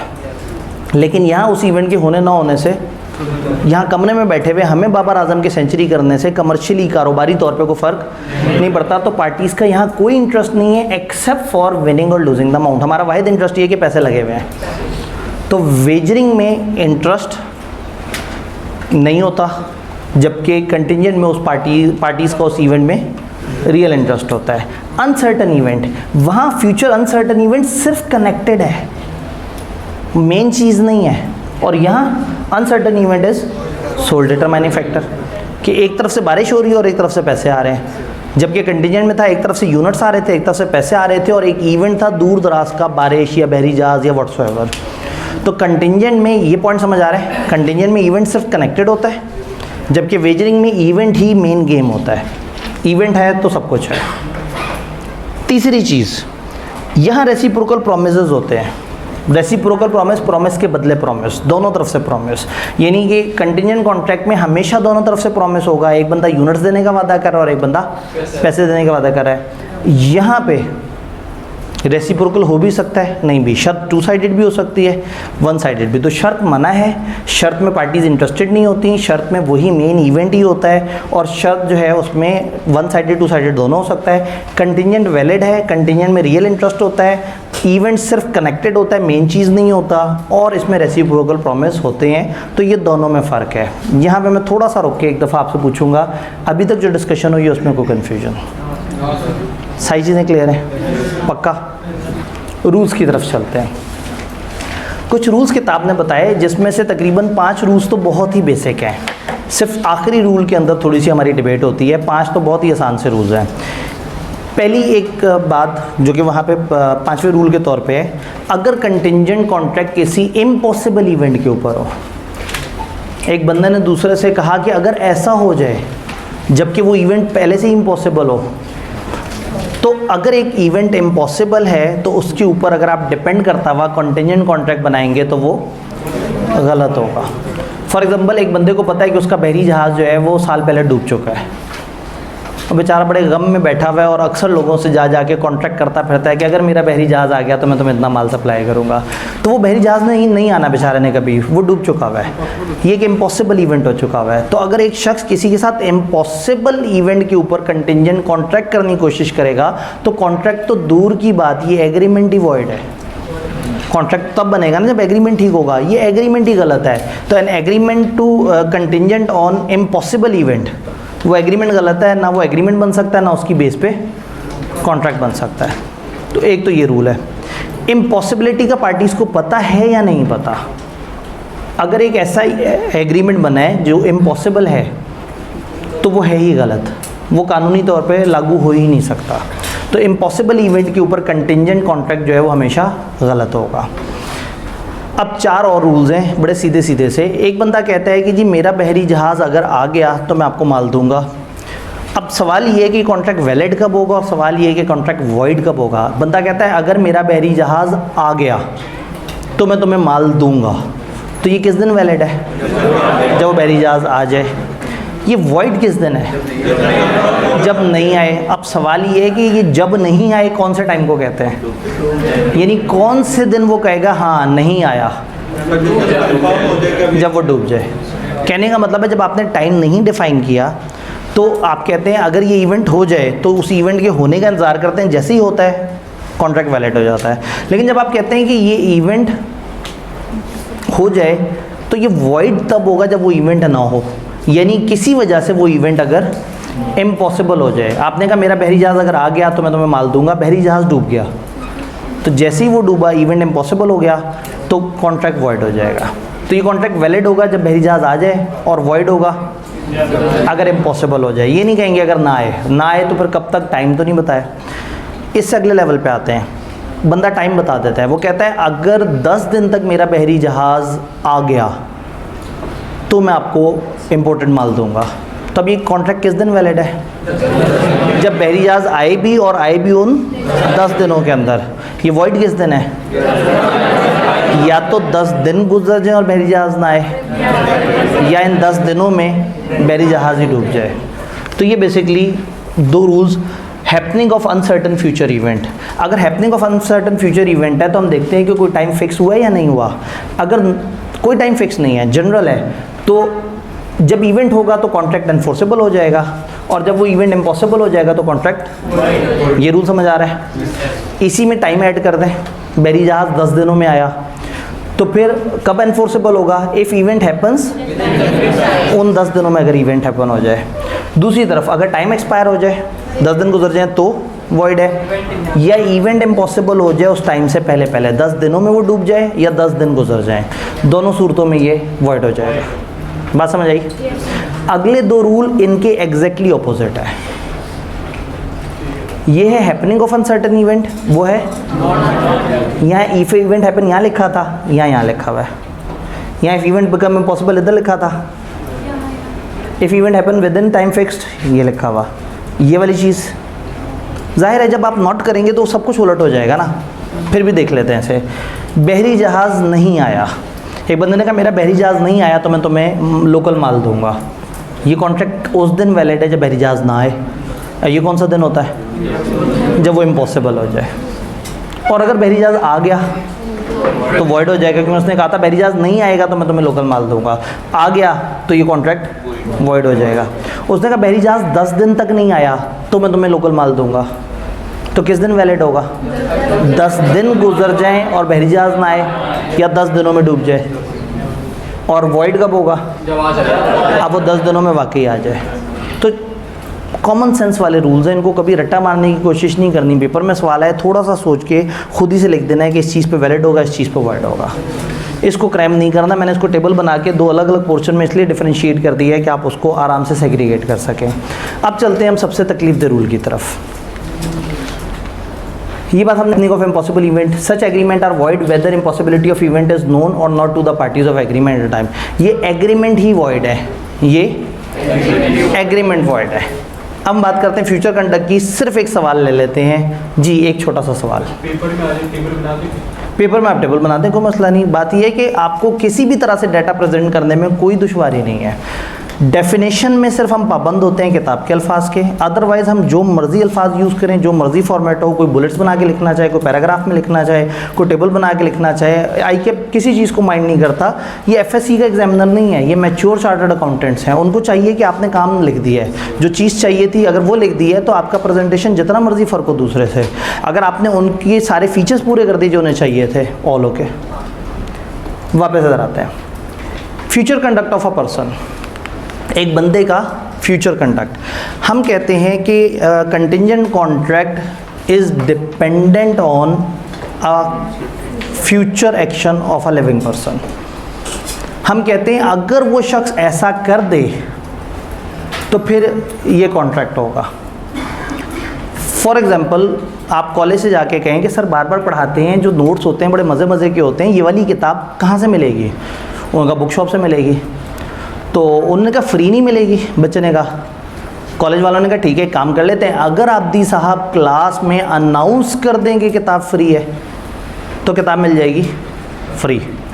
तो अभी कॉन्ट्रैक्ट किस दिन वैलिड होगा? जिस दिन आब्दी साहब जज्बाती होकर क्लास में अनाउंस कर दें कि किताब फ्री है। और ये किस दिन वॉइड होगा? जब पूरा सेशन गुजर जाए और आब्दी साहब अनाउंसमेंट ही ना करें, यानी कि हालात ऐसे हो जाएं कि आपको लग जाए कि ये इवेंट तो इम्पॉसिबल हो गया, या क्लास में ही चलते चलते अचानक से रुक के आब्दी साहब कहें 1 मिनट भाईजान कोई नहीं फ्री मिलनी। अब जब आब्दी साहब ने कह दिया फ्री नहीं मिलनी तो फ्रंट ऑफिसर के नज़दीक उसका आपसे किया हुआ कॉन्ट्रैक्ट ख़त्म। हो सकता है 3 दिन बाद इमोशनल होकर दोबारा से कहते हैं फ्री, लेकिन वो तब की तब देखी जाएगी। यानी हम फर्दर कंटिजेंसीज को नहीं देखते। हम कहते हैं कि अगर contingent contract is the way जिसमें एक बंदा एक्ट करता है, तो अगर वो बंदा वैसे एक्ट करेगा तो वो वैलिड है, और अगर वो कुछ ऐसा करे जिसके बाद ये वाला काम ना कर सके, कुछ ऐसा करे जिसके बाद ये इम्पॉसिबल हो जाए, तो फिर ये कॉन्ट्रैक्ट वॉइड हो जाएगा। और फर्दर कंटिजेंसीज नहीं देखनी। एक दफ़ा इनकार कर दिया तो ये नहीं सोचना हो सकता है 3 दिन बाद वापस ओके कर दें। जब एक दफ़ा इनकार कर दिया तो समझे इम्पॉसिबल हो गया। अब ये नहीं सोचना कि आगे चल के क्लास में इसको समझाने के लिए मैं एक एग्जांपल देता हूँ जिससे बात समझ आ जाती है। एक दादा, बेटा और पोता, कि एक बाप है, एक दादा है और एक बेटा है या पोता है। तो पोते ने बाप से कहा, यानी कि अपने बाप से कहा कि भाई वो क्या आप मेरे नाम पे प्रॉपर्टी ट्रांसफ़र करेंगे, वो जो आप लोगों की ख़ानदानी 10 मरले की प्रॉपर्टी है। उसने कहा बेटा मैं ट्रांसफ़र तो कर दूं, लेकिन क्या करूं, तुम्हारे दादा ने अभी तक मेरे नाम पे ट्रांसफ़र नहीं की, तो चलो एक कॉन्ट्रैक्ट कर लेते हैं। अगर तुम्हारे दादा ने मेरे नाम पे ट्रांसफ़र कर दी तो मैं तुम्हारे नाम पे कर दूंगा। तो ये कॉन्ट्रैक्ट किस दिन वैलिड होगा?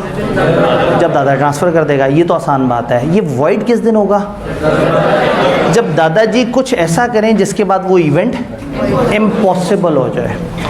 तो दादाजी अगर वो प्रॉपर्टी किसी और भाई के नाम पे ट्रांसफ़र कर दें, ठीक है, दादाजी की खुदा ना खास्ता डेथ हो जाए और वो विरासत की रूल्स में चली जाए और इस फादर को अकेले ना मिले, यानी कुछ ऐसा हो जाए, उनका कोई ऐसा एक्शन हो जिससे हमें लगे कि अब ये चीज़ हो गई है इम्पॉसिबल, तो फिर हम कहेंगे कि ये कॉन्ट्रैक्ट ख़त्म हो गया। हालांकि फर्दर कंटिजेंसीज हो सकती हैं, हो सकता है इसके जिस भाई को ट्रांसफ़र करे वो भाई दोबारा से दादा को ट्रांसफ़र करे और दादा दोबारा से इसको ट्रांसफ़र कर दे, लेकिन इतनी दूर तक नहीं सोचना। उन्होंने कहा अदर देन फर्दर कंटिजेंसीज। इसकी लैंग्वेज थोड़ी ट्रिकी है। If future event is the way in which a person will act, अगर फ्यूचर इवेंट है कि वो बंदा कैसे एक्ट करेगा, आप दी साहब क्लास में क्या बोलेंगे एट एन अनस्पेसिफाइड टाइम, ये नहीं पता कि कब बोलेंगे, बस उन्होंने कहा अगर वो क्लास में बोल दें तो हम आपको किताब फ्री दे देंगे। The event shall be considered to become impossible, उस दिन इवेंट को इम्पॉसिबल मान लेना है। When such person, when such Abdi साहब डज एनीथिंग, कुछ ऐसा बोल दें विच रेंडर्स इट इम्पॉसिबल, जिससे ये इम्पॉसिबल हो जाए, that he should so act. यानी अगर आब्दी साहब कह दें कि किताब नहीं मिलनी तो अब ये इम्पॉसिबल हो गया कि अब वो कहेंगे कि किताब मिले। दादा के एग्जाम्पल में फ्यूचर इवेंट था दादा का एक्शन कि दादा प्रॉपर्टी ट्रांसफ़र करें, ये इवेंट उस दिन इम्पॉसिबल माना जाएगा जब वो दादाजी कुछ ऐसा करें, किसी और के नाम पे ट्रांसफ़र कर दिया, which renders it impossible that he should so it, क्या वो इस तरह से करें। तो इसको अगर हम उर्दू तर्जुमा करें तो और पेचीदा है कि अगर कंटिजेंट कॉन्ट्रैक्ट ये है कि अगर एक शख्स ऐसा करे तो फिर वैसा किया जाएगा, और वो शख्स कुछ ऐसा कर दे जिसके बाद वो वैसा ना कर सके जैसे कि ऊपर हमने रखा था कि कंटिजेंट रखा था, तो ये थोड़ा पेचीदा हो जाता है। कहने का मतलब अगर एक बंदे का एक्शन है, वो एक्शन करता है, वैलिड है, वो एक्शन नहीं करता लेकिन कुछ ऐसा एक्शन कर बैठता है जिसके बाद ये एक्शन मर जाता है, तो वो कॉन्ट्रैक्ट हो जाएगा वॉइड। और otherwise then under further contingency, हम फर्दर कंटिजेंसीज को काउंट नहीं कर रहे। हम ये नहीं कह रहे कि हो सकता है दादा दोबारा से उसे प्रॉपर्टी वापस ले और अब इसे ट्रांसफ़र कर दें, या आब्दी साहब 3 दिन बाद दोबारा से अपने पिछले उसको नल एंड वॉइड कर दें। तो वंस एक बंदे ने ऐसा एक्शन किया जिससे आपको नज़र आ गया कि वो इम्पॉसिबल हो गया, वो वाला इवेंट इम्पॉसिबल हो गया जिस पर कॉन्ट्रैक्ट कंटिजेंट हुआ था, तो आप उसको ख़त्म कर सकते हैं। ये बात समझ आई? तो बेसिकली अगर किसी भी पॉइंट पे आपको ये पढ़ते हुए मैंने समझाया है फिर भी दिक्कत हो तो एक मशवरा ये है कि इसको आपने क्रैम कर लेना है। इसको थोड़ा सा भी इसकी लैंग्वेज सीधी करें ना तो इसके कुछ लीगल मतलब आउट हो जाता है। ये डेफिनेशन नहीं है लेकिन इसको जितना साफ़ किया जा सकता था किया। इससे ज़्यादा साफ़ करने का मतलब है कि कानूनी तौर पे कोई ना कोई चीज़ इसकी मिस हो जाए। ये आपने तैयार करना है और आज हमने नज़्म ज़ब्त का मुज़ाहरा करना है। तो एक दफ़ा पहले ये जो फोल्डिंग्स में है यानी कि जो दरमियान वाली गली में है, ये लोग अगर निकलते निकलते अपनी कुर्सी भी साथ ले जाके बाहर रख दें तो उसके बाद फिर ख़वातीन को मौका मिल जाएगा। मेरे ख्याल में